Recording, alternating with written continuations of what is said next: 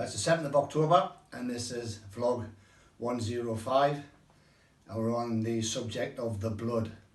There's power, wonder-working power in the blood of the Lamb.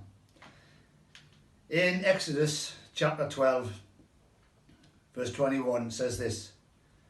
It's Moses talking. He says, he called the elders and he said to them, pick out and take lambs for yourself according to your families and kill the Passover lamb.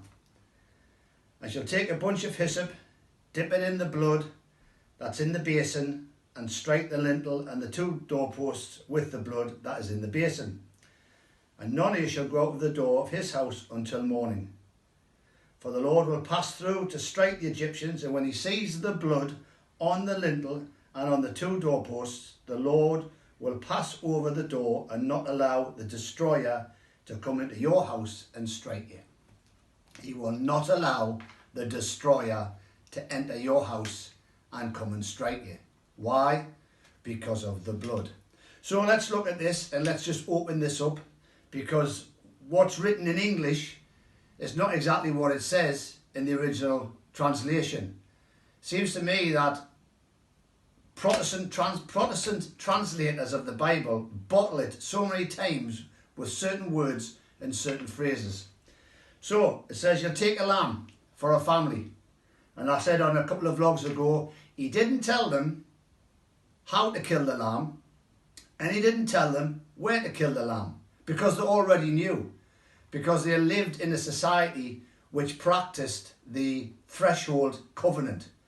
Now, a threshold covenant is where you take a lamb or an animal and you bleed it on the threshold of your house.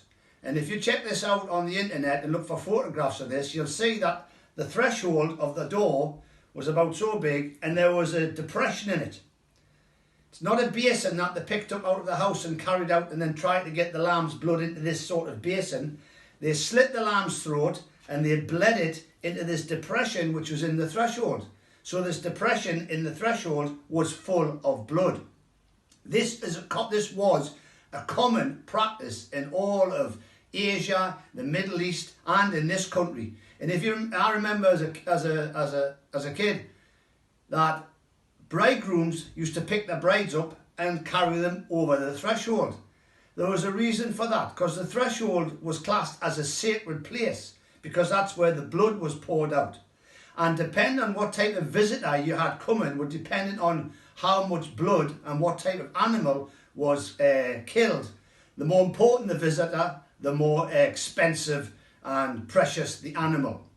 So the Lord said to Moses, tell them, take a lamb.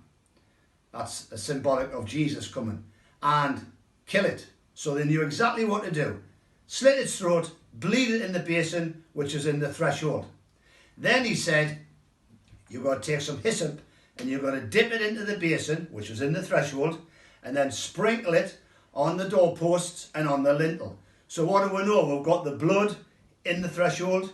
Then the father of the house is sprinkling it, and that means blood is getting splattered all over the place. It's on his hands, it's on his arms, it's on his head, it's on his beard, it's on the doorpost, it's on the lintels. Very, very important, the threshold covenant, because the whole entrance to that house, or the portal to that house, is now covered in blood. And he says this, that the destroyer will not be able to enter. I'll read it again. The Lord will pass over the door.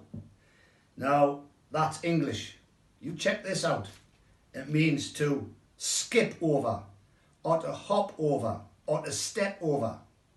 Remember, the blood that was shed and the threshold covenant was an invitation to who was coming to come into the house. So the Lord would step over the threshold into the house, which would mean the destroyer could not enter in. And the Egyptians, who had no blood on the doorpost, no blood on the threshold, the destroying angel knew, I can get in there. Remember Job. Satan said, I cannot get at him, or his household, or his family, or his goods, or his possessions. I cannot get at anything because you're protecting him. Why was he protecting him? Because of the blood. Why was the nation of Israel being protected? Because of the blood. How much more will the blood of Jesus protect those who take the word of God by faith and start to release blood-drenched proclamations and declarations by faith? Satan cannot get through the protection of the blood. This is something the body of Christ needs to grip and get a hold of. So in the name of Jesus, remember, Jesus is Lord and there's power in the blood.